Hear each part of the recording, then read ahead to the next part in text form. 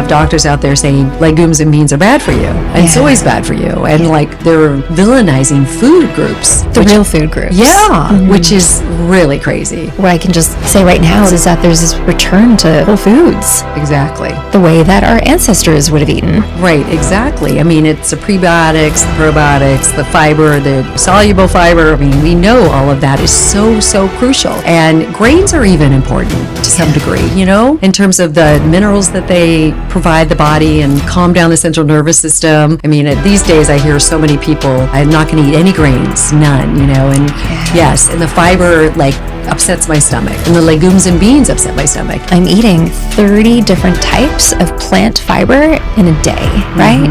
Right. The weight fell off my body, my inflammation went down, my bowel movements became regular, my sleep was optimized, and I think that there's so much power in that. The following is an Operation Podcast production.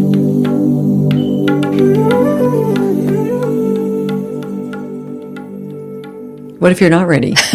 Can we stay there for an hour and a half? Exactly. Oh my God. So beautiful. Yay. No, I know. I think it's something that we talk about so much to the people that we work with. But do you find yourself not practicing what you preach some days? Absolutely. Yeah. Absolutely. The breathing is a little bit tricky for me. Yeah. Yeah. And I do meditate and, you know, other things that I do well, but I do tend to hold my breath throughout the day. Isn't it wild? Yeah. Not good. I get a little overexcited about things. Yeah, and we go deep into momentum and we get busy, but we're just not in alignment. No. So I think that there's so much power in that. Yeah. Right? All coming back to our breath. All right, so Elissa Goodman, holistic nutritionist, mother, author, founder. You have your own company here in LA, which we're going to talk about later today. You have an upcoming book, which is about pro-aging, which I feel this concept of pro-aging, we should start in our 20s because it can be something that we can embrace, right? Instead of you and I, we went for coffee. You completely bypassed the friendship stage to like soul sister stage because we could just connect on so many levels on our journey and ultimately what brought us into this profession as nutritionists together. And I was so excited to have you on because I thought even though we both work in the same field, our messaging, our approach is different, but the foundation of what inspired us to get here is kind of the same, right? Absolutely. So to start off the episode, it's called Rooted in Wellness for a reason. It's called Rooted in Wellness for a reason. I realized that over the past decade of working with clients, ultimately what I was helping them achieve was getting back to a foundation of health. And for many of us, it means going back to our roots. We'll talk about that with you. But if you could think about it, what are 3 things that help you feel more rooted in your body, in yourself, in your life? Maybe things that help you awaken your inner wisdom for healing. What comes to mind?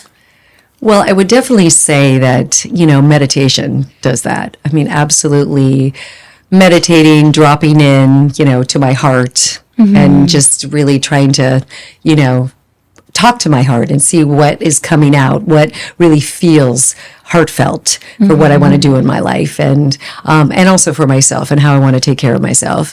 And then I would say, interestingly, my green juices that I do every day, for 30 years, I've been juicing and drinking those just really kind of lights up my world in terms of just making me feel like I'm in my body and doing something so nourishing and nurturing for my body. And yoga is heaven.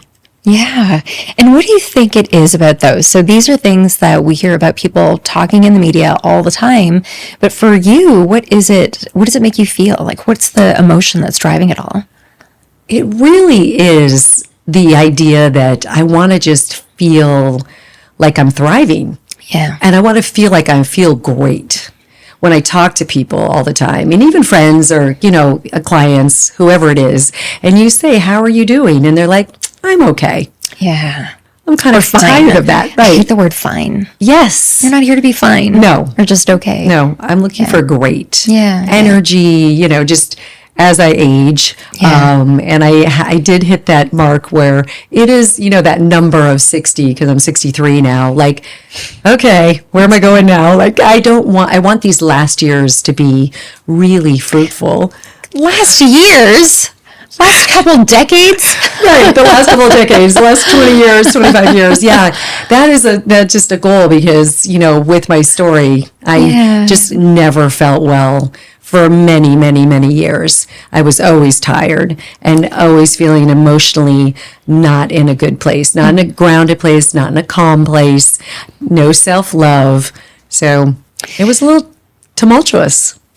I love that you point that out because I think what a lot of people don't recognize, as nutritionists, they think that we've arrived and we've cracked the code, right? But what you just said is the old blueprint that you used to have around not feeling good, not having energy, having brain fog and stuff like that. You've shared that in your story before too.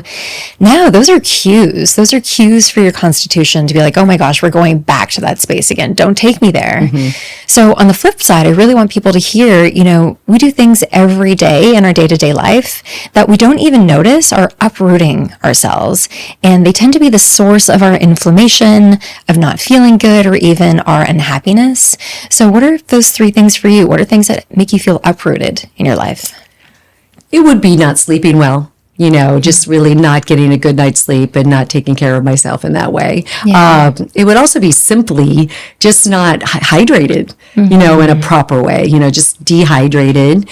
And also it would be, we were talking earlier about not breathing. I'm a type A, I'm an Aries, I'm like a doer, goer, like I want to accomplish things. And that can be to my detriment because I don't really take in, the breaths and get myself back in my body. And that just does uproot me. I was thinking on the way over this morning, having a sense of who you are in your story. We think about, if you look back in time, I noticed that there were things that I was doing prior to that were accumulating within my body. So the no sleep, you and I both come from corporate burnout. Yeah. Eating shitty food, maybe too much alcohol, not sleeping, expecting our bodies to keep up with it. There's the emotional piece. You have, an incredible story of catching cancer in the early stages and be able to change your life around that. But do you think that accumulation, if you could go back in time, do you think that systematic, the symptoms that accumulated within you were the root cause of your suffering? Absolutely. Yeah. I mean, it just... I was always tired as a kid and getting sick a lot. I had a low white blood cell count when I was born. So at the time, people didn't know how to build the immune system. They didn't even know what that meant, or no one knew about vitamin D, or, thank God I lived in a place where it was sunny in Arizona, but still it was just nobody knew the things we know today. So I was always getting sick. I got every illness, every viral infection. It was just constant, and it just ran me down, as well as my story with two parents who were very successful and, just ran circles around me. And I thought, wow, I am young and, I should be running circles around them. And emotionally, I just always felt like I wasn't keeping up. Wow. So the combination of, always trying to self-medicate with caffeine or sugar to get my energy levels up. And then also with the mental part of, wow, I don't feel good enough. I never felt good enough. You know how much that story downregulates your immune system. Yeah. It was a constant subconscious feeling of, I just never got ahead. And I think that, and then, I did also just go the same route as they did in the corporate world, like you were saying, and, was driving myself into the ground. And it was all about money and, prestige and, what kind of title I had at the company. And I knew that was not going to be the case, when I woke up one day and was diagnosed with Hodgkin's lymphoma. Did your parents ever address, did you ever talk to them about that and how you felt as a child? Yes. Yeah, I did. But I didn't really have parents that were open to listening to that. I think if they had been or were, things might have been a little different. But it was really just kind of like I was on my own. I was really on my own to figure it all out. It's so interesting. I ended up becoming an NLP practitioner because I realized that the source of the suffering for the clients that I was working with started in childhood, right? And the way that we are trained to get love from our parents isn't intentional on their behalf, and yet it causes so much anxiety or stress within us it's the demise of our own suffering, right? Yeah. This is probably a whole podcast show for like another day that you and I can connect with. Yeah. But I just think it's so fascinating, the undoing of all that in the healing journey, which doesn't necessarily have a lot to do with food and nutrition, but it's the integration of everything together, right?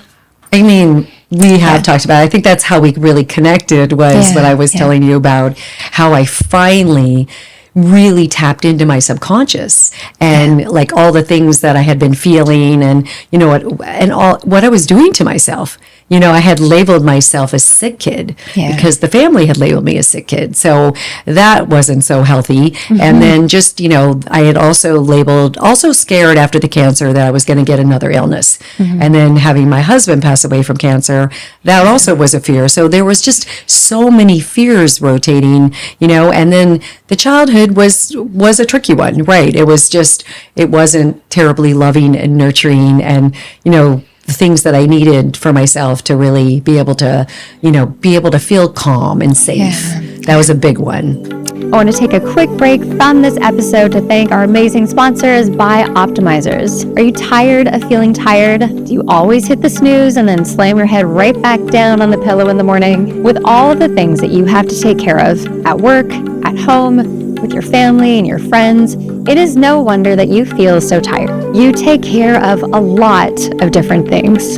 So what's the solution? Well, I love to recommend supplementing with a full spectrum magnesium supplement. And my go-to is Magnesium Breakthrough from Bioptimizers. Magnesium Breakthrough is an all-natural supplement that helps you reduce fatigue and sleep more peacefully. It even strengthens your muscle and improves your heart and brain function. While most magnesium supplements aren't full spectrum, Magnesium Breakthrough is the only magnesium supplement on the market that contains the optimal ratio of all 7 essential types of magnesium. Their formula includes cofactor ingredients to multiply the delivery of magnesium to every cell in your body and absorb at a very high rate. Not all formulas do this. Imagine having the strength and the energy to get out of bed every morning and face the day boldly, courageously, to be able to show up as your best self and keep that energy up through the day and into the night.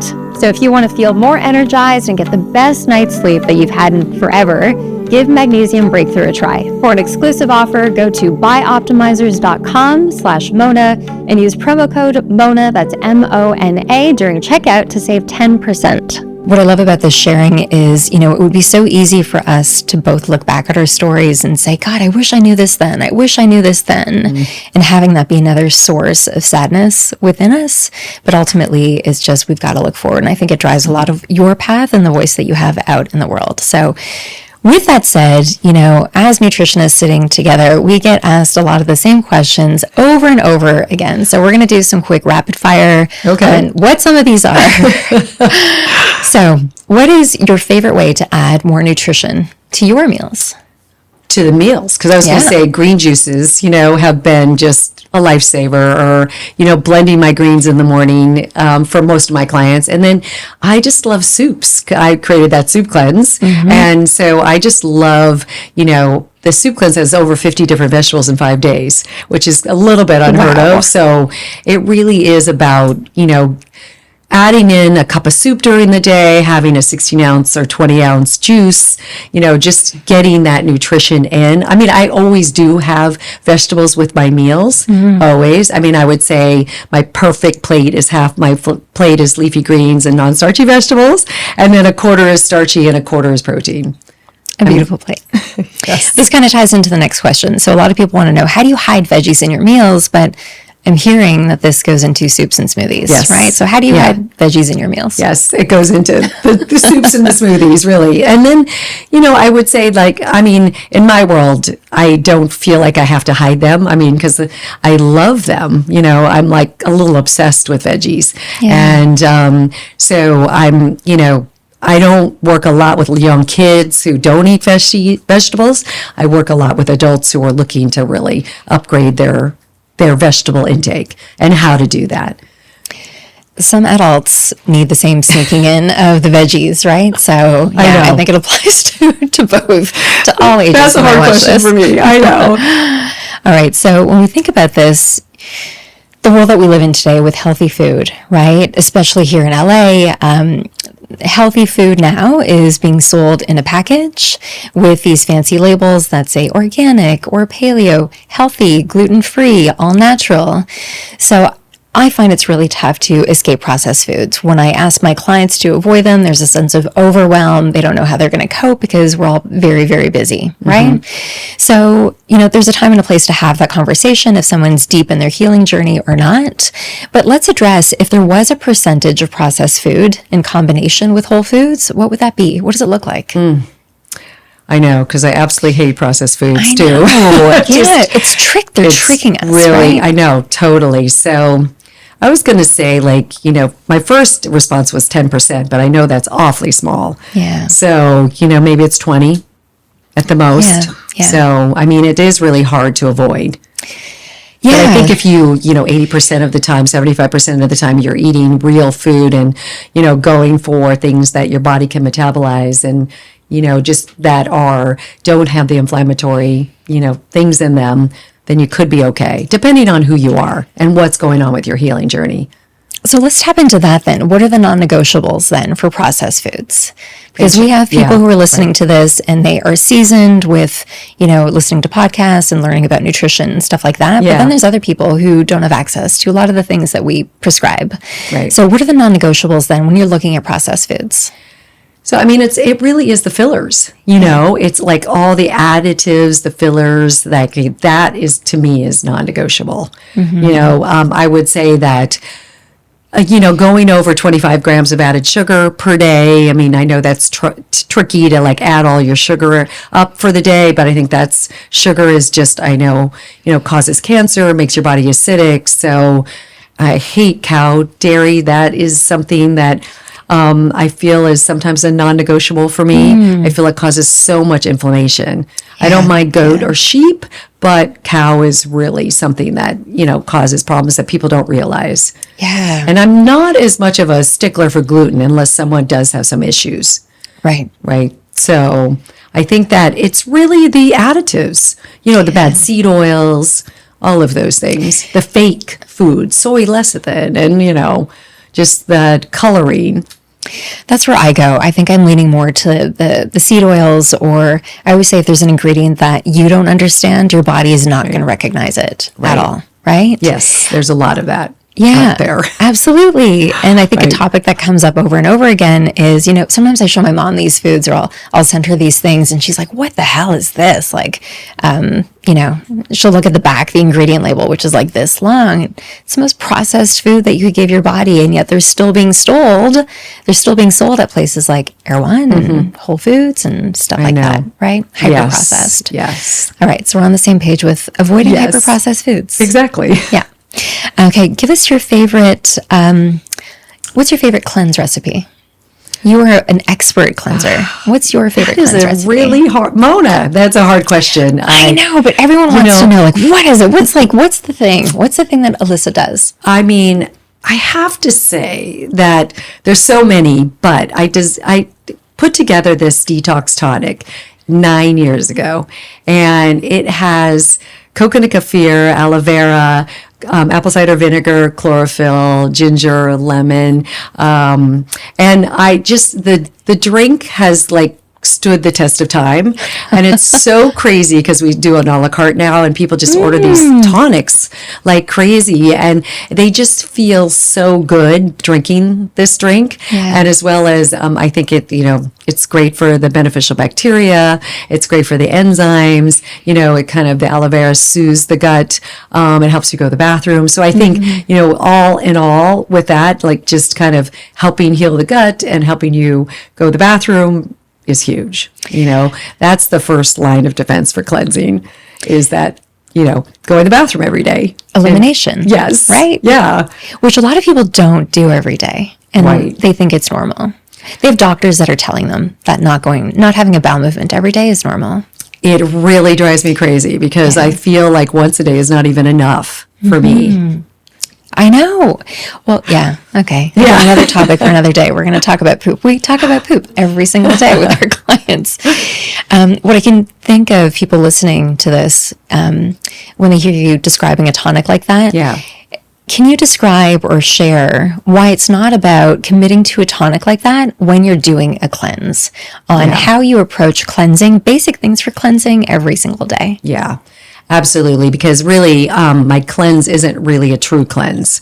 It really is just about, I'm teaching people how to eat healthy food, anti-inflammatory, no processed food, just no inflammatory foods. And I'm giving them a ton of food, so I don't want them to starve, deprive themselves. I feel like cleansing kind of relates to starving, deprivation, all of that. And so mine is just filling them up with like whole food their body can metabolize and nutrients and nurturing them. All of that is what it's about. It really is about, a lot of fiber, a lot of plant-based protein. I'm not against animal protein at all, I'll just say that. Yeah. But this is just giving your body maybe a little break from the animal.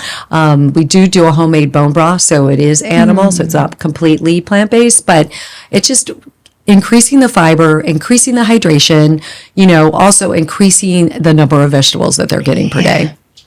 Which we know now is a sign of a great gut microbiome, right? Right. And I love that you point out the animal piece, because I'm noticing now within the past 2 years of the trends of paleo and keto really taking over, there's been this fear around going back to this plant-focused diet. And when I was looking up a lot of the recipes that you have, which are like, they're beautiful. It's food that you want to eat. Everything's colorful in your cleanse. It reminds me a lot in my healing journey going back to the ashram, and I've shared this many times on this podcast, but here I was in this world thinking that I had to adhere by a diet or live hardcore. I was on the Atkins diet at the time, but my health was at its worst. Right. I go back to the ashram, and all of a sudden I'm eating 30 different types of plant fiber in a day. Right? Right. The weight fell off my body. My inflammation went down. My bowel movements became regular. My sleep was optimized. And I think that there's so much power in that. And what I can just say right now about your cleanses is that there's this return to whole foods. Exactly. The way that our ancestors would have eaten.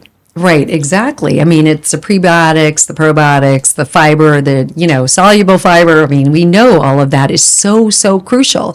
And grains are even important to some degree, in terms of the minerals that they provide the body and calm down the central nervous system.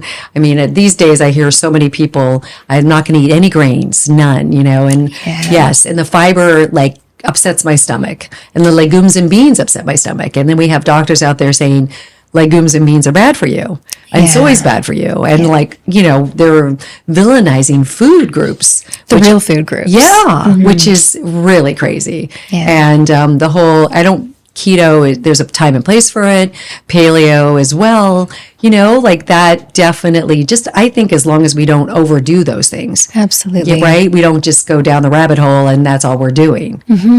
Absolutely. So for the people listening who are just really curious about this, then introduction, for people who are listening who really want to introduce more fiber into their diets, maybe they're going to try some of your recipes. Yeah. How do you support them that way? It's really easy because I will give them like a fiber cheat sheet. Like I kind of like aim for clients to get 30 grams of fiber. I mean, it's just so simple. I mean, like a whole avocado is 9 grams of fiber. Oh no, it's 18. 18 grams of fiber. I mean, so a cup of berries is like 8.5 grams, like a half a cup of white beans is, I think, 9.5 grams. So chia seeds. So I kind of like try to get them, if it's a client, add a couple of tablespoons of chia seeds to their morning water, and have a cup of berries. Absolutely. And add avocado to their salad or to their soup or to their, to their meal. Add in some legumes and beans. I mean, it's not hard, and some of the vegetables as well have beautiful fiber. So, we're giving people almost 50 grams of fiber Incredible. So it is incredible. Yeah. They have not experienced that. So they don't know what that feels like, but it's really fun by the end of the week after, eating. Sometimes it might disrupt them a little bit, but we give enzymes to help them break all this down.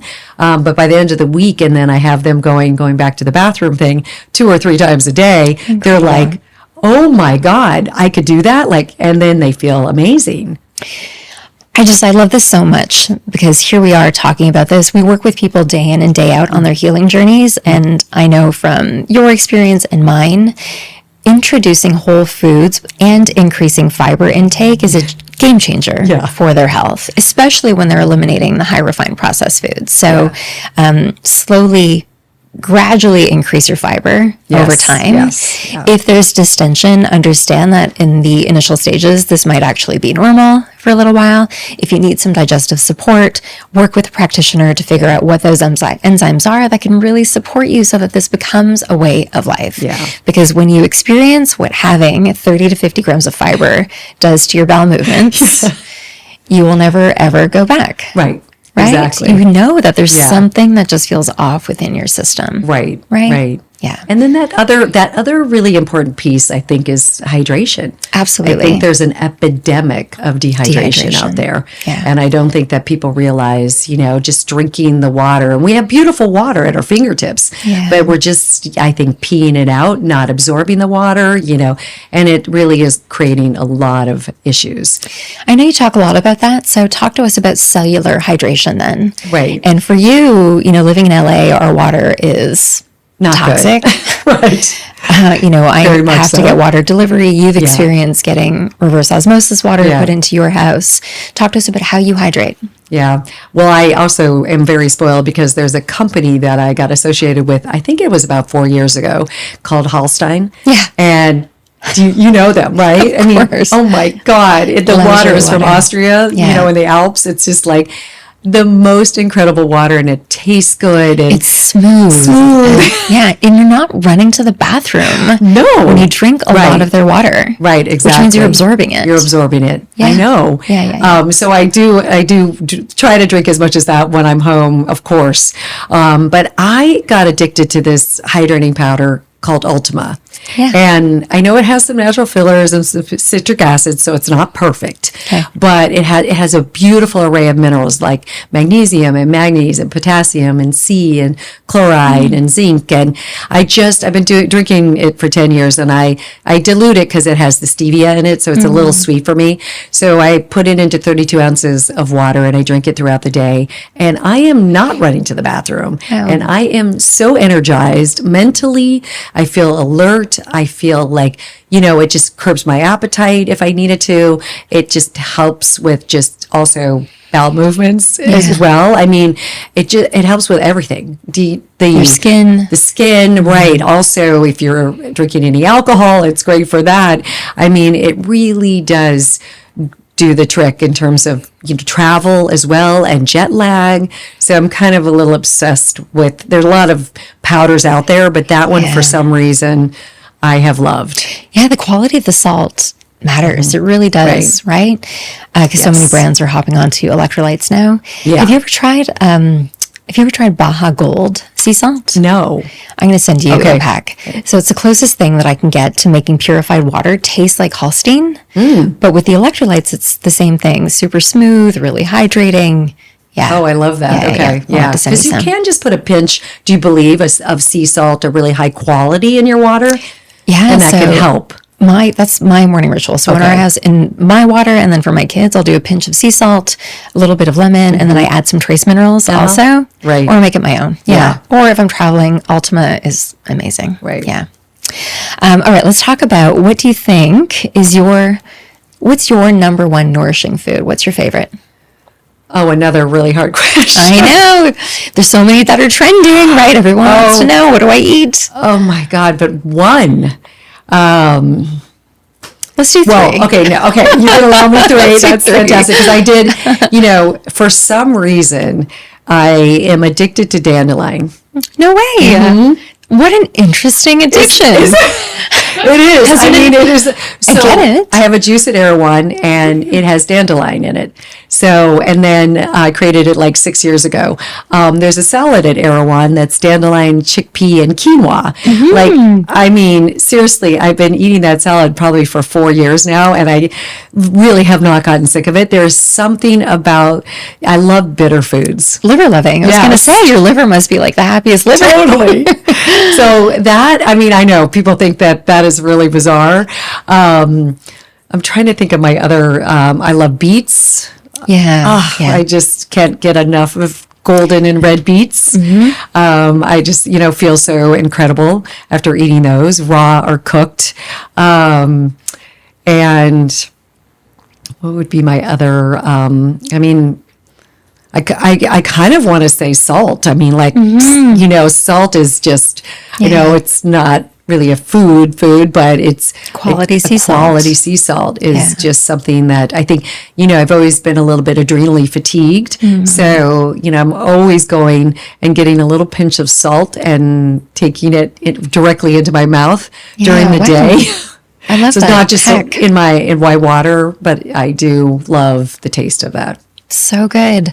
And I love that you're really owning in on the bitter foods also. Oh. Because would you agree addressing the liver Yes. is, crucial, right?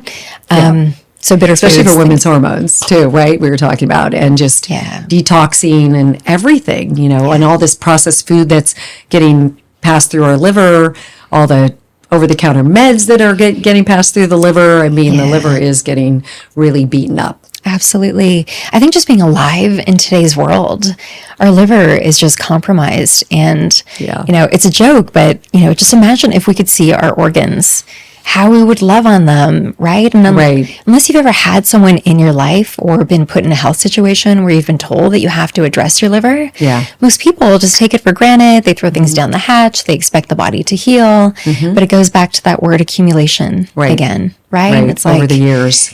when our system gets sluggish and tired, these imbalances and diseases don't just show up overnight. No. It's the result of things building up over time. And that's exactly how you and I got sick, which led us down this path. Right. Yeah. Okay. So when we think about that, that's a nice segue. When we think about living in today's world, do you find that most of the people that come to see you, their go-to is to initially think of supplements and protocols to heal, as opposed to just looking at food or food sources? Yes. Like, are they like, Elissa, just tell me what to take? Right. What's the supplement? What's the perfect pill? I also am obsessed with supplements, and I don't know how I got that way. I mean, I think 30 years ago when I got cancer and I had moved to LA, there was Erewhon in those days, the old Erewhon. And my mom also was asthmatic growing up, and she was also friends with Dr. Andrew Weil. Wow. So she kind of got into... Your mom was friends with him? Yes. Lucky woman. So I got a little introduced to this whole world. That was my mom's first book with her autoimmune disease when she got diagnosed with rheumatoid arthritis. Was his. Yeah, was his book. So, I mean, I think that, she kind of turned me on to some of these things. And it was interesting because even a interesting story, my parents used to fly to Panama to get stem cells. No way. I mean, this was like, oh my God, 50 years ago. So about 40 years ago. I know but so I was always a little obsessed because of my energy levels, and every city I would go to, I'd go into the health food store and kind of investigate, what supplement was going to make me feel better. So I am a little, and I do talk a lot about it on Instagram and on my stories about supplements. So people do come to me and do say that because of it. But you're right. I mean, I really want to teach them how to eat and how to nourish themselves first and foremost, not only with the food, but also with the love that they have for themselves, and really honoring themselves first. I mean, I can't believe, Mona, how many people do not put their oxygen mask on first, right? They just, again, another one of those things where we were talking about their body, they're just accumulating and thinking, the body's just going to keep up with me and it's going to be okay. But the same thing with, sort of the mind and, all of that is we're not really putting ourselves first. Absolutely. And we're not honoring who we are. And really that seems selfish to most people. like to Absolutely. take care of ourselves. Yeah, especially as women. Yes. Who become mothers, who are working. It's like, no, we've got to move down here. I got to take care of everyone else first. And our cup is empty. Absolutely. And we're pouring empty into other people. Yeah. So this is really important. Let's break this down just a little bit. Okay, so we know we can't supplement ourselves out of an unhealthy diet or unhealthy lifestyle. Hard stop. And supplements are supposed to be supplemental. However, we're living in a world where the quality of our food is not what it used to be. Our stress levels are way too high. Coping is something that's normal for all of us every day. Even if we are privileged to do the things that we love, a lot of us are still just under stress. So there's a time and a place for supplements. But I know you, like me, you work with people when you look at their blood labs. You understand their biology first so that you can make the right prescription for them. Yeah. Right? Right. Yeah. Okay. So why should people first, we'll get into the self-love in a moment, but why should people start with food first? Like how would you describe food to your clients? Well, food is life. Food is medicine, as we know. Literally. Yeah. So, I mean, I feel like, and the body knows how to absorb and break down the food for the most part, depending on what's going on in the gut or the stress is, with people. But I think that, that is first and foremost what should be important, nourishing yourself with food.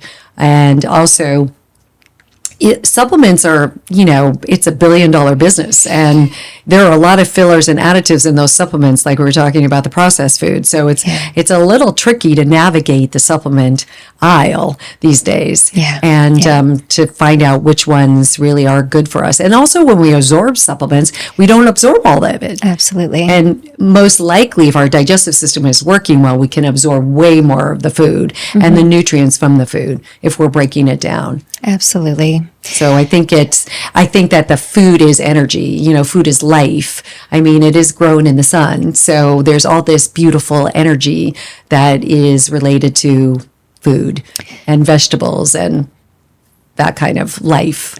Yeah, you're so good. I see you on social just going on, and you're so good at recommending specific foods if you're talking about a supplement that are loaded in those vitamins and minerals, right?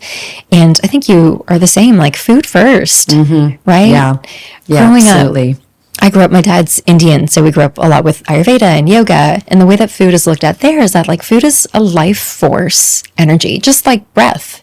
When it's grown in the elements, it has things that give us the energy that we need to show up in today's world, but also to exist amongst, the seasons and stuff like that, right? Yeah. It's really designed to help us thrive. Right. But we're living in a world where we have access to different types of foods from around the world 24/7, and they're just not nutrient dense. Right.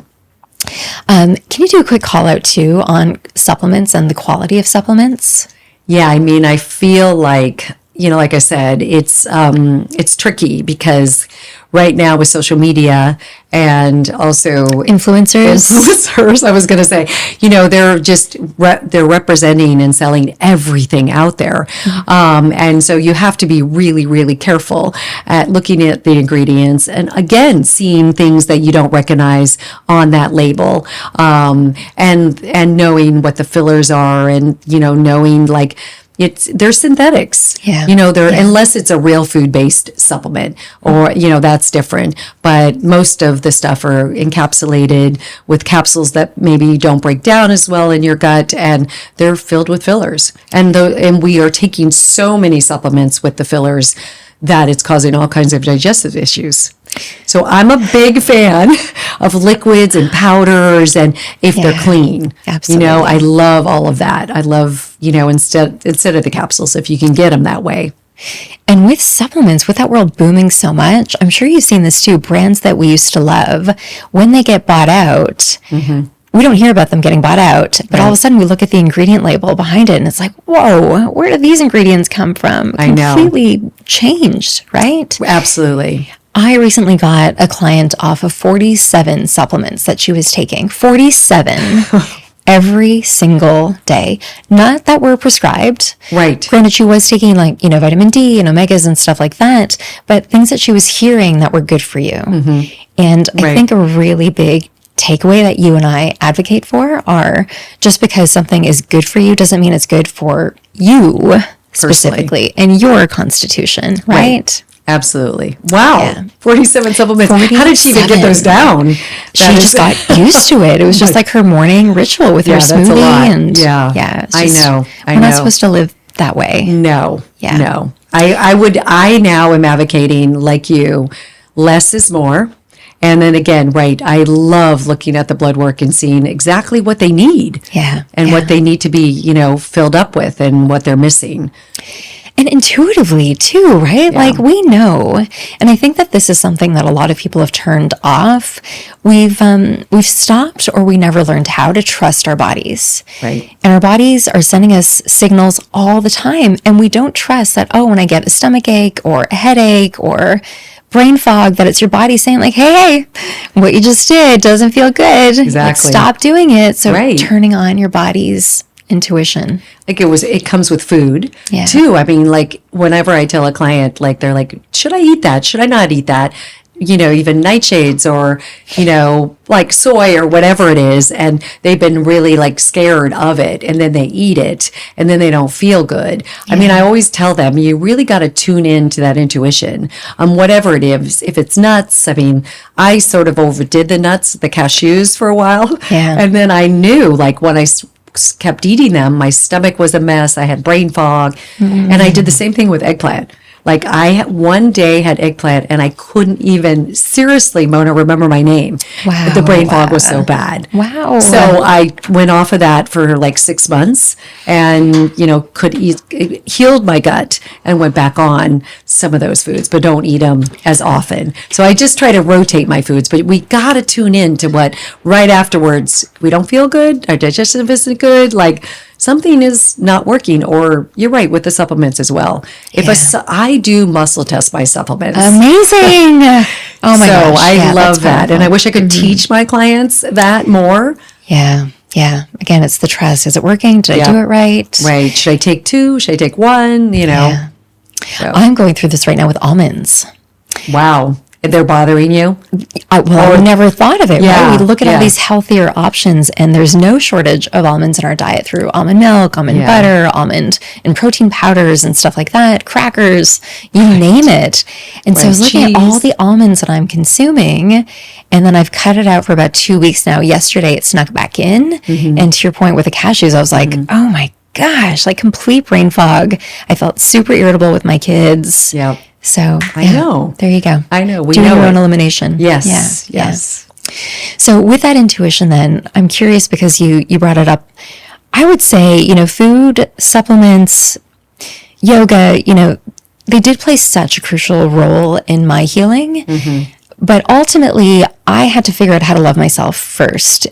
And working with my clients, I always talk about creating the environment, cultivating an environment within you so that your body will heal. Right. And I know within your story too, talk to us about that. Your journey to self-love, acknowledging self-love. Right. Right. Well, my journey to self-love was 4 years ago. I had really, really bad insomnia where I just tried everything I knew how to try. Hypnotism, more yoga, no caffeine, like supplements. And I could not get rid of the insomnia. And so I ended up doing a plant medicine journey, and I did mushrooms with a shaman, a friend of mine. And after that first journey, I mean, I really experienced a lot on that journey because that's what we were talking about very early on in the podcast. I went into the subconscious and I saw, how hard I was on myself, how I didn't love myself, how I was living in fight or flight and fear. And I just really did not put myself first. And it was so eye-opening. And I was thinking to myself, oh my God, who would want to live in this body? Right. If I could go in there, do I want to hear what's happening? It was awful. And it was such a beautiful experience because I was able to viscerally feel how awful that felt and then release it and be like, okay, what would self-love feel like? What would, calm feel like? What would, putting myself first and not living in fear feel like? I mean, it was heaven. So powerful. Like, it was I'm not advocating that you have to do, psilocybin and psychedelics and all of that. But for me, I had to go to that place, and it changed my life forever. In regards to, then I started to really tap into those things with meditation, with my yoga, with my healers that I work with. Like, just, I have to constantly work on it. It doesn't come easy, that whole self-love and being in that place. I mean, I can't say like that one journey and I'm, all gung-ho loving myself and, in a really great place every day. But it's like trauma, right? Like, you realize that you've lived so much of your life in this trauma, and it's self-imposed. Yeah. And so I think when you're committed to doing the work to healing, and when you notice that you're going back to an old way of being, it's just the mindfulness around that helps you shake it. Yes. Right? Yeah. And it's funny. Yeah. It's beautiful. I mean, it's a beautiful thing when you grasp onto it, and then you do have some tools to be able to get yourself back. Yeah, but the process is the undoing, and it takes time. And I'm with you. Right. For people to think that we've just arrived, it's chaos in here sometimes. And I catch myself, the things that I say, but when the mindfulness there, it's everything. Yes. And with plant medicine too, there's a time and place. And I hope that the education with plant medicine comes with guidance and like reintegration afterwards. Right. Because I had a similar experience. We talked about this when we went for lunch that day. Yeah. For me, it was like breaking out of the confines of my mind. And then all of a sudden, in this place of expansion and self-love, and like, oh my God, you can heal yourself. You can actually heal yourself. Yep. But no one ever taught us how to, or that we were capable of it. Right. Right? Isn't that wild? We are so powerful. Like, I mean, I think that's also what I grasped in all of this, is that the body wants to heal, and it wants to be in a good place. It wants to take care of us. Yeah. We just need to like tap in to feel the same way about it. Absolutely. And what it needs. Right. What it's asking for. Yeah.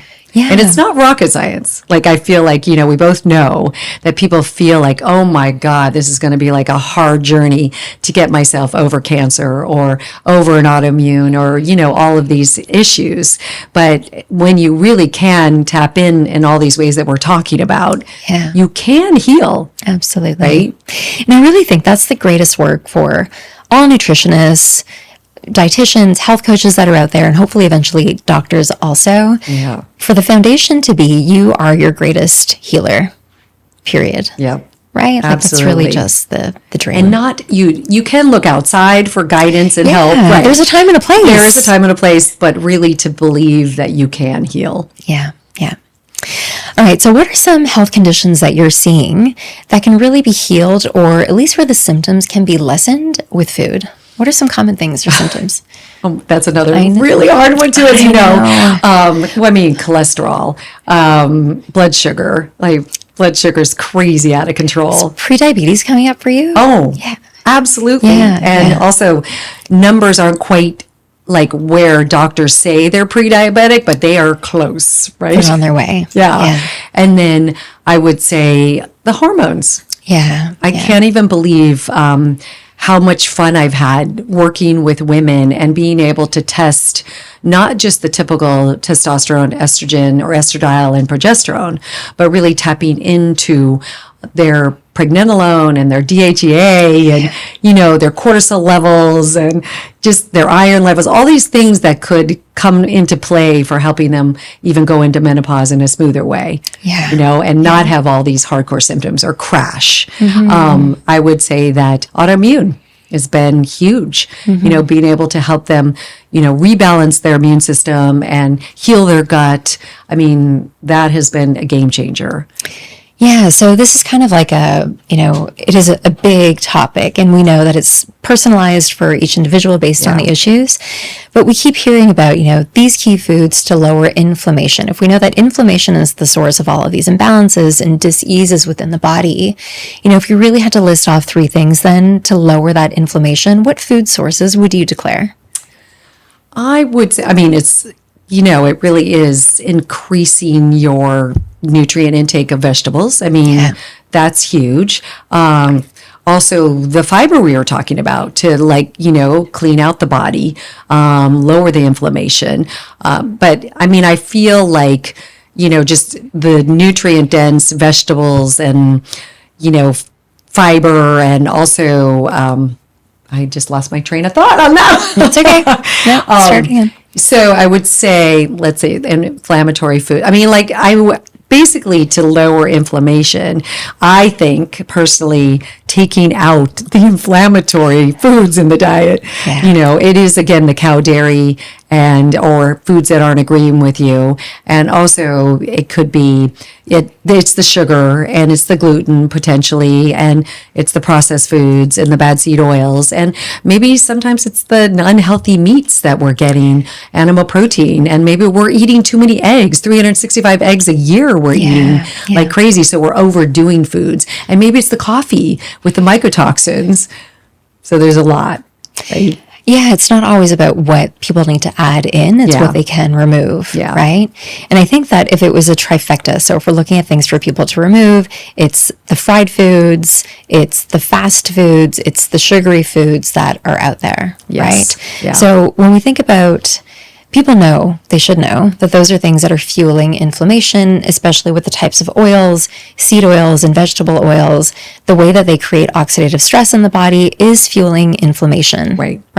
If you want to lower inflammation, cut out those three categories, period. Yes. But what are some surprising foods that you see that are also fueling inflammation that people wouldn't expect?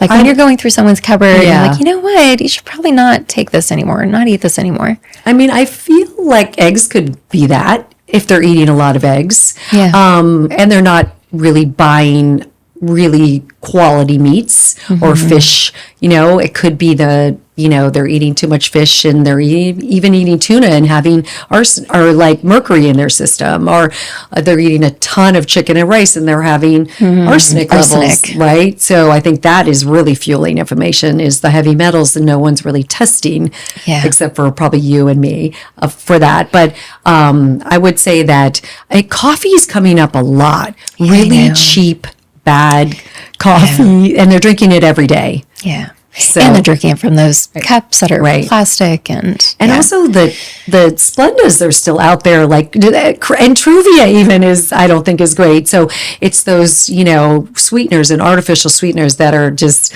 drive me crazy as well. That drives me crazy too, and I'm sure you and I could do a full episode on this, but on reading food labels, because something might say stevia on the front, and then you look at the back and it's cut with erythritol. Right. So it's so frustrating. Yeah, the alcohols. Right. And I would say gluten-free foods also. A lot of people are declaring, I'm gluten-free, and then I go and I look at these gluten-free products. The ingredient list is this long. There's so much sugar in it. I've got these clients on glucose monitors, and their glucose is spiking like crazy and crashing from these healthy gluten-free foods. But Mona, I got it from Whole Foods, right? Which is detrimental. And the non-dairy cheeses. And non-dairy cheeses. Oh my God. And the ingredients. That have all the extra ingredients in them. So they're thinking, okay, I'm not going to eat cheese. I'm going to, I'm going to eat something made with just non-dairy, that is cashews or almonds, or but they do have a lot of additives in them, and the meats. What about our fake meats? Knowing where your food is coming from, where it's processed. Look at videos on how these foods are made, right? If you're trying to get off of something, Absolutely. All right, so the trifecta, let's actually point this out as you're speaking, milk and dairy. People are going to say, well, what if it's raw milk? What if it's grass-fed? What if it's organic? How do you feel about that? What are you seeing? Because it's really our experience, right? When we're working with people. Right. I mean, I really have been seeing that even grass-fed and even raw, hasn't been great. When I take people off of dairy, in just 5 days, they are different people. That's what I see. The same with gluten, the same with the sugars, the process. I mean, 5 days, they reset, and they're just happier, more alert, just like you were saying, sleep better, digestion is better. So I don't know, that casein molecule with dairy is really hard to Absolutely. break down. That's actually one of the biggest ones that comes back for me too on food sensitivities, like high sensitivities to casein, right? And bowel movements. Again, we're talking so much about bowel movements today, but go off of dairy for 5 days and notice the difference in the quality of your bowel movements. Right. Absolutely. Yeah. They're less sticky and all the things. Yeah. That's a hard one to get people off of. They're like, I is. love my milk. It's I kind of love my a thing. creamer. I'm and half my Indian. coffee. Like I grew up, we put milk Right. in everything. I remember my dad in the 80s mixing Coca-Cola with milk because he thought it would make it healthy. Oh my God. That doesn't even, I can't even relate to that. Yeah, so the dairy thing was a Right. big thing, but Yeah. again, it's not the dairy that our ancestors were consuming. Right. Right. All right. So the trifecta. How would you say that wheat is affecting our health? Well, I think that wheat is grown differently these days. So I think that there's a hell of a lot more chromosomes in wheat than there should be.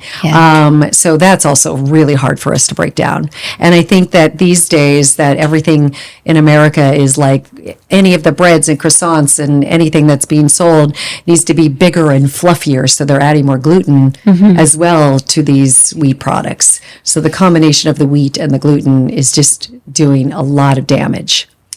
Have you figured out, I agree with you. Have you figured out, a girlfriend of mine sent me a client that she had in Europe who could do a blood lab for glyphosate. Have you seen a biomarker test No. for glyphosate? No. So I That's went to try to fantastic. order it, but they wouldn't ship it to the US. Wow. So maybe by the time Yeah. this comes out, we Right. can put a link and you and I will be We need on to that. look into that. Next. Yeah, I know. That is fantastic. I know. And you're right. The glyphosates are That's just, the next thing. yeah. How is meat affecting our health? I, I'm going to piss off all the vegans and vegetarians.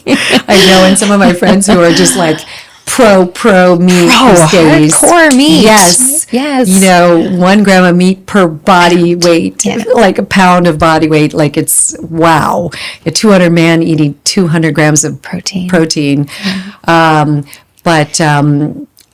I really feel that, I mean, I'm just a middle of the road girl. So I know as I've aged, I have craved more animal protein in my diet. I do know that I need the complete amino acids, just for my skin and muscle and just everything, muscle repair, in terms of, so I think that it's, a little bit can go a long way. Yeah. I feel like it's hard to break down. It's saturated fat. So you want to make sure that you are breaking it down, because I was told at one point that it takes about 14 hours for animal protein to go through your small intestine, which is a hell of a long time. And it's if putrefying. Yes, in your system, exactly. I was just going to say, if it sits in there and ferments, and so I feel like we do need to make sure we are moving food through our system, and then. But I do think that it's an important part of the diet if you're not just religiously vegan. Absolutely. I do love the fact that it has really helped me with building muscle and skeletal muscle, and I think it's really been beneficial for my skin as I've aged and all of that. So I just think we've got to make sure that we are breaking it down and we're eating clean animal protein or fish or whatever we really do enjoy. Yeah, and I'm guessing too, like you probably trust your body's intuition when you're craving a different type of animal protein. Chances are you need something within that. Yeah. And this is something that you can turn on. I think for a lot of my clients who are jumping on this high protein, animal protein train, just ask yourself how it makes you feel. Right. Right? Right. If you don't feel good, there was a time after I had babies, whenever I ate or tried to eat animal protein, I instantly just thought of like the animal screaming or the death around it. And, I can imagine for a lot of women who really want to be vegan for ethical reasons, then they hear people like us and these really renowned health practitioners saying, you got to eat animal protein. If you want to live a long time, you got to eat animal protein. But it's like so out of alignment with who they are. So I think that there's a time and a place. And if you want to be vegan for a little while, do it and it feels good, great, stay there. If you want to turn into a meat eater for a month after that because it feels amazing, right, maybe you have to ebb and flow with these foods and understand, like look at your biomarkers. biomarkers. Right. See how Agreed. they impact your health so that you can make the right decisions. Absolutely. And I just find that a lot of times with the vegans and vegetarians, there aren't as, on it in regards to looking at how much protein they are getting. Yeah. They probably can, facilitate the amount of protein they need with their diet, but they're not there. And the animal protein eaters, of course, are probably getting way more than they need. Right. I agree with you. All right. So when we think about some basic food principles, then I know definitely with your company, there's key factors that you consider. How do these really return to our roots and how our ancestors ate? Well, it really is simple because I think that, there was more about farming and buying foods from farmers markets and really, get the grassroots of really eating the food that just came out of the ground. And I'll never forget, years and years ago that I got into the medical medium, who I'm not into now, but did help me heal from Hashimoto's, which was kind of very cool, but was when he first started out. I mean, I'll never forget him saying, picking kale out of his garden or out of your garden and having that white film that's on the outside of the kale, which is probiotics, full of probiotics, getting probiotics from food and, not washing the kale, which probably seems very strange to most people, but, that is where it's at. Like that, that. And also having some dirt in your food is not the end of the world. So. You grew up on a farm. I know you remember the taste of food right off the vine. Right. It was a little bit of a farm, it was more of chickens and, like horses and things like that in Arizona. But yes, I know we did eat more wholesome and my mom did have a little garden and it's exceptional, and the taste of foods and herbs and things that come from those gardens or your garden is also exceptional. They don't travel across the country and they're not that frozen is not bad for you, but the fresh is pretty beautiful. So, and again, we're going back to your body knows what to do with this food. Absolutely. Yeah. The taste, I would just say, is just so different. Just picking something right off the farm versus what we get in our supermarkets, just night and day. Yeah. Yeah. Especially the herbs, all of that. I know. It's exceptional. So when we think about nature, nature really is giving us tools that are supporting our constitution. One of the biggest ones is our gut health, right? Our gut health continues to deteriorate. You and I are seeing people with gut health issues day in and day out. So what are some of the easiest ways to give your gut a reset? You have a whole program behind it, but simple takeaways that people can incorporate into their lives that they could start today. Yeah. I mean, I would say the first thing is hydration, for the gut, because the dehydration really does a number on our gut. And I always say this a lot to clients, and it's a little blows their mind because it's so simple. But I think when you wake up in the morning, you should drink 2 cups of water. And most people don't do that. They go right to their coffee or their tea or their matcha or whatever. And we're so dehydrated when we wake up because we've been detoxing through the night. So, rehydrating ourselves is crucial for the gut. I mean, also, I would say that the stress, when we're stressed and we're eating, our digestive system completely shuts down. So we're not able to digest our food. And, the energy goes to the extremities, not to the digestive system. So that's huge to try to get into a de-stress mode when you're eating and try to enjoy your food to some degree. And I would say that fiber is another one, like we talked about. I think, increasing your fiber is prebiotics. Fiber is really crucial. I mean, another one is, of course, probiotics. I'm always talking about probiotics. I do love probiotic foods.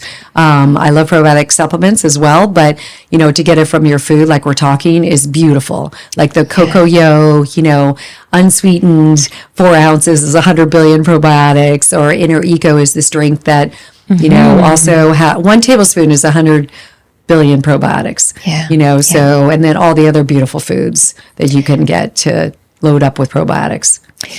Hydration, lowering our stress, focusing on fiber and probiotics. Right. easy takeaways for everyone.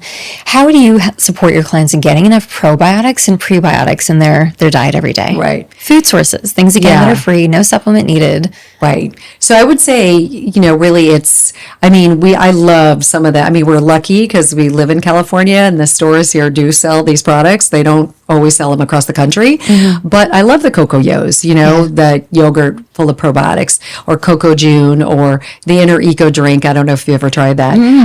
It's beautiful. A woman in Colorado makes it. Then there's also tonics, which we use on the cleanse, Tonix. So she does her, probiotic drinks. I think that's really crucial for, getting the food-based probiotics. Prebiotics is the fiber, and also, of course, all of the, artichokes, and also slightly green bananas, I feel are like really amazing eating them, not throwing them in your smoothie, but are really beautiful for prebiotics. And there's all the vegetables and all the, legumes and beans and fiber. It's soluble fiber. Absolutely. Yeah. And I'm sure you consider this too. So I'm thinking about the things that you're recommending. I'm thinking about how our ancestors naturally did all of these things. And when you look back at a lot of whatever culture you come from, they were fermenting food prior to eating. They were including fermented foods. Right. Every single day. I know that you do in your cleanses also, but it's something that's it's inherent to us in the way that we used to cook when we had more time. Right? Yeah. You're a sauerkraut fan, kimchi fan? Love.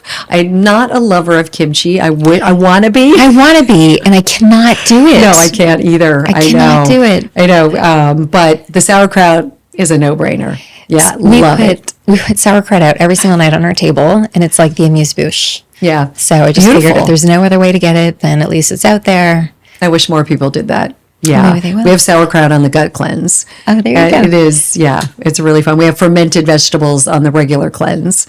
So, fermentation is really crucial too.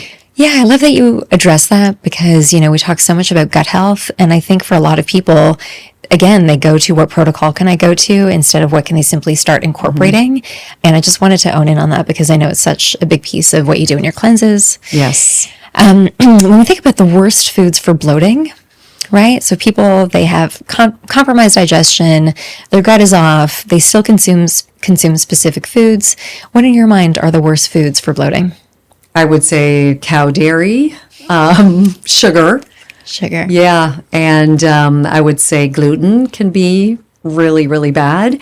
I would say also just, the bad seed oils. I feel like people are walking away from places that we know very well that are using bad seed oils and having a stomach ache right away and bloat.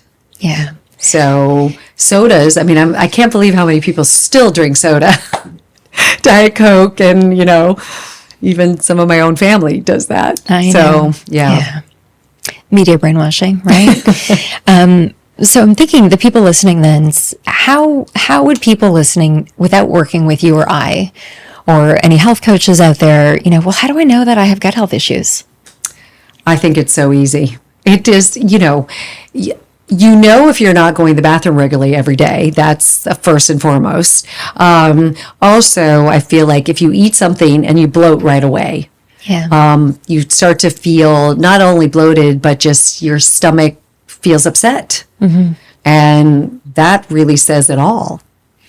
Yeah, and it seems like a no-brainer, and the reason why I wanted to dive into this is because I think that a lot of people, for me anyways, I have this insane intake form, I'm sure you do too, but a lot of people, when they're checking off the digestive issue, they're like, oh, well, I guess I do have that every day.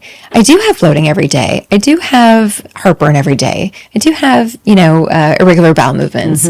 So a lot of people are getting used to living with these symptoms, and they're recognizing that they're normal and part of their life. Oh, it's how I've always been. Right. But they're not normal. Right? No. It's indication to heal. It's so fun, isn't it? To be able to give them a few tools to be able to change that so quickly. I think that's what I love about what we do, and when I put people on the gut cleanse when their digestive system isn't doing well, in 5 days to reset the gut is miraculous. Absolutely. And whatever you can do for them, it's just it's life changing, and then it changes everything for their life, not just the digestive system. Which is basic. Yeah. Like what I love about your cleanse more than anybody else's is that it's a return to how our ancestors ate. It's back to basics. It's using real food. It's nutrient density, colorful, fresh foods. Right. That are going into our body. Exactly. Right? It's just so powerful. So looking at your clients' biomarkers, what are some of the common foods that you're seeing food sensitivities to the most? I would say soy is popping up a lot, eggs, or wheat, dairy, and nuts. Nuts. You know, like what you were saying with the almonds or the cashews or, it's interesting. It's a lot. Also, too, I also find out like, wow, they're eating a lot of certain things like we were talking earlier, and they're coming up as well. So if they're overdoing the foods, they're definitely coming up. Yeah, and it's great that we can check in now on this inflammatory response. And it's interesting, like if you and I are seeing the same types of sensitivities, I'm also seeing coffee. We talked about mycotoxins in coffee, almonds and coconut, which are now like in everything. Right? So paying attention. And I always want to stress like these food sensitivities, it's not that you have to go off of them forever. Right? True. So what's the power of limiting food sensitivities then? It's hugely powerful. I mean, I think that, you know, you got to give your body a break. And in order to heal, you just really need to step away from those foods. And I know for me, there were a few things like chicken and eggs and, you know, the cashews and the eggplant. And, you know, I stepped away for 6 months with them, but I also did step into really healing my gut as well. You know, I did do a GI map. I do love doing those things. I know you do too. Test, right? Or even Viome is a great place to, you know, find out what's going on with your gut. And I did find out that I had a lot of fungus and bacteria, and I also have viral loads. Yeah. So, you know, I had to work on lowering those pathogens, as I call them, and reheal and, you know, really rebuild and rebalance my gut so that I can go back to eating a variety of foods, because I do not want to limit the amount of foods that I eat. Absolutely.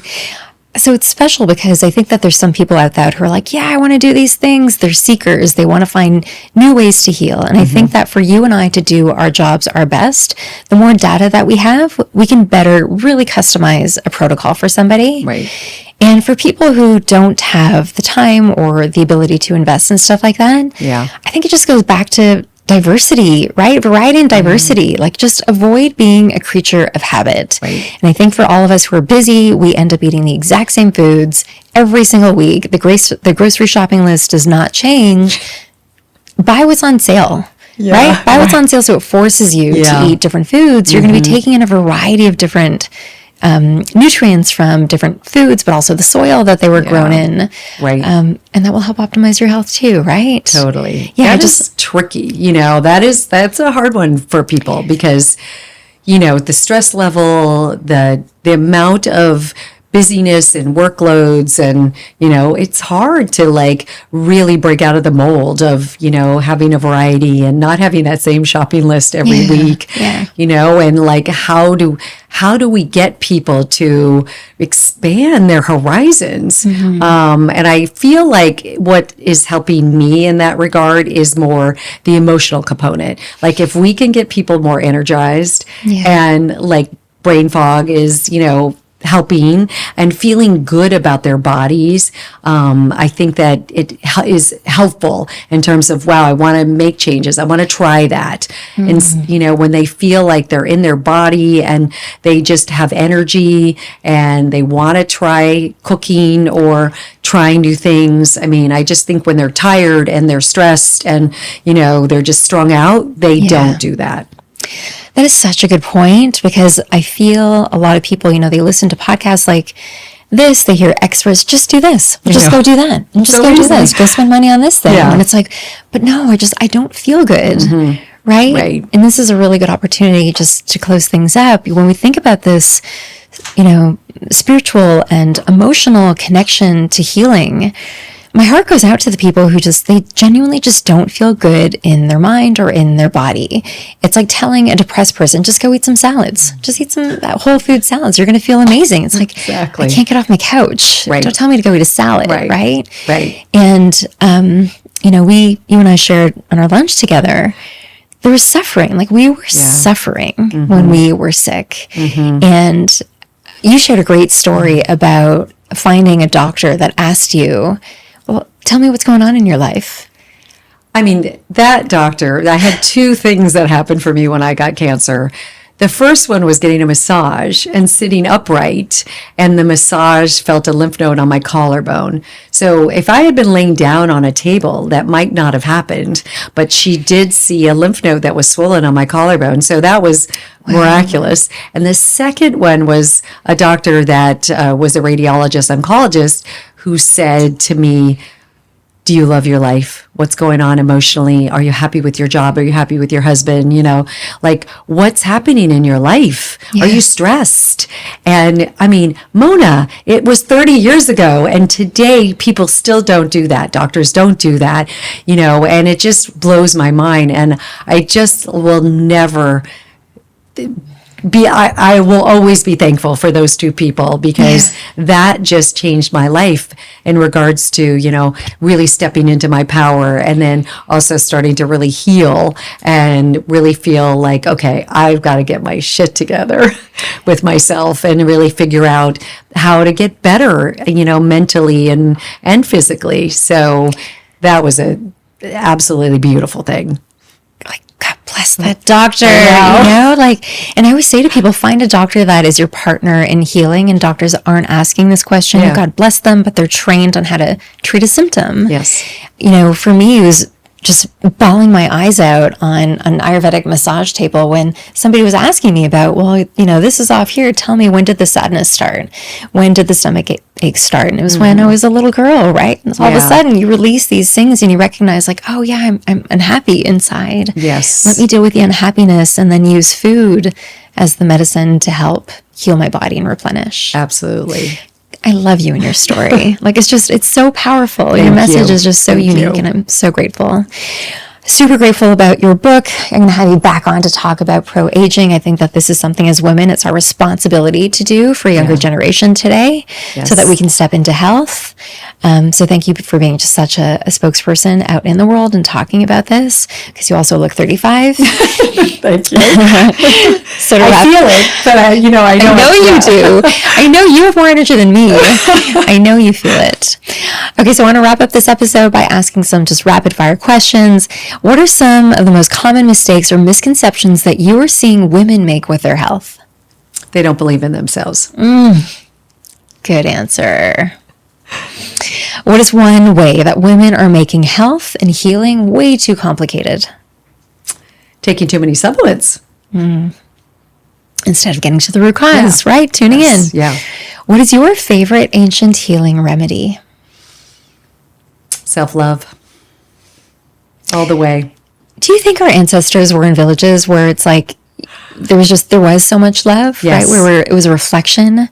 Like I just imagine going back in time, and if you knew someone in the village was suffering from sadness, that the village would have come together to help that person cope, right? We just don't have that anymore. There was intimacy and connection and support, and people loved each other.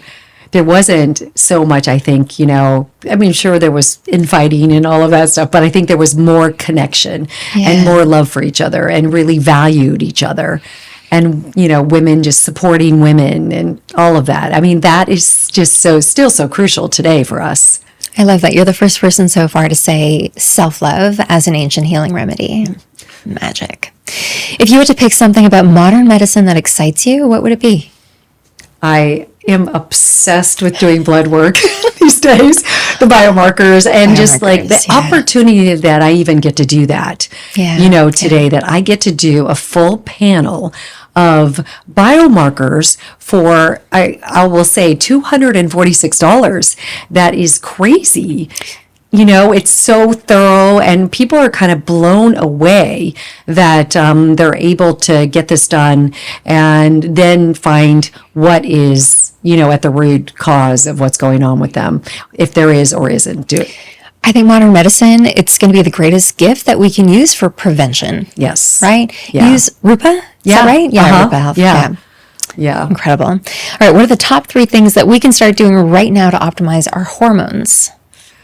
What I would say, first of all, is, I love doing the biomarkers with the DHA and pregnenolone and all the hormones, because I even am doing that for young girls. And I'm seeing that a lot of the DHA and pregnenolone are very, very low. So I think that is something that's really important to get those levels to a place where they're supposed to be, to help support the hormones.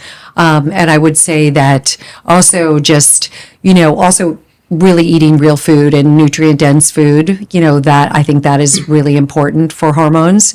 And I would basically say, I think what comes up a lot is, if for some reason, liver, really clean your liver, make sure your gut is healthy and clean your liver. Absolutely. So that all of this can, so we can detox, I think, a lot of maybe some of the dirty, estrogens in our body that are needing to excrete. And I think that the liver is important, and really the gut is very important for hormones as well. But again, starting within instead of adding. Yeah. Right? Yeah. All right. If you could leave our listeners with just one takeaway, with something that you're the most passionate about right now, what would it be? Well, I was going to say, because I'm I'm really, really passionate. Yeah, can I say one more than one? Yeah. I mean, I'm absolutely. You're a passionate person. I expect you to say more than I'm one. so passionate about my 2 girls in my life. I have a 29-year-old and a 25-year-old, almost 26, and I can't believe how lucky I am to have them as, friends, as partners, as just supporters in my life. And they just are something that just keep me going. And I feel like I'm so lucky because they're teaching me. Yeah. These young girls are teaching me what it's like in the world, to like move ahead and really be strong and be loving, and just also they're just a light of really beautiful source for me. So I'm a little obsessed with them at the moment. It wasn't always so easy with our relationship, because their husband or their dad died when they were young, and it was really a struggle time. But now, as they're older, I can't believe how lucky I am to have these 2 women in my life. But I also am massively passionate about what's going on with, peptides and NAD and ozone and hyperbaric chambers. I mean, there's some very, very cool stuff that's going on that I am doing myself, that I feel like is really helping me elevate to a whole different level. We talked about those. It's health span. Yes. I will see you on the mountain when we are in our hundreds. Right, exactly. Right? Absolutely. Thank you so Lucky much me. for being on. Thank you. And just knowing your daughters, they're a direct reflection of you. Thank you. I want you to know that. You're such a beautiful soul. Thank you. I'm honored to call you a friend and a soul sister. And I'm so excited for what's to come. I feel like you're just getting started in so many ways. So we're going to link out. How can people find you and stay in touch with you? Yeah, I'm on Instagram and I'm on, I hope I'll start that again. I don't have Facebook. Yeah, I have my own website, and also I'm on Instagram. So it's elissagoodman.com. Amazing. So easy to find me. And I feel very lucky to be a friend of yours and be in your tribe as well, because I learned so much from you as well. And I look up to you as a lot, and just you're a soul circle and inner girl that I just love a lot. So Okay, great. thank you. Thank you. Adore you.